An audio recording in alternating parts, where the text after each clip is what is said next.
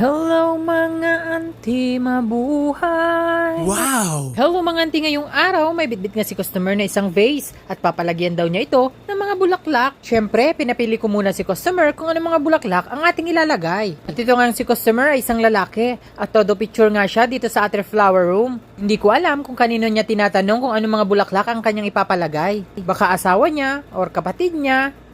Hindi ko rin alam kung para saan itong regalo niya, pero ang nakita ko, maglalagay siya ng pera. As usual mga auntie, tatanungin muna natin si customer kung magkano ang kanyang budget para mamaya pag natapos tayo ay wala tong reklamo. Tumabot nga mga auntie sa 50 real ang kanyang babayaran. Na ganito lang ang ating ginawa. Tinanong ko muna ang customer kung lalagyan ba ito ng foam or ilalagay lang natin yung mga bulaklak. Sabi niya, ilalagay lang daw natin. At kung nagustuhan mo ang ating video for today, follow for more. Huwag mo na lang kalimutang i-share. Yun lamang. Once again, Abel Cariaga. Babush!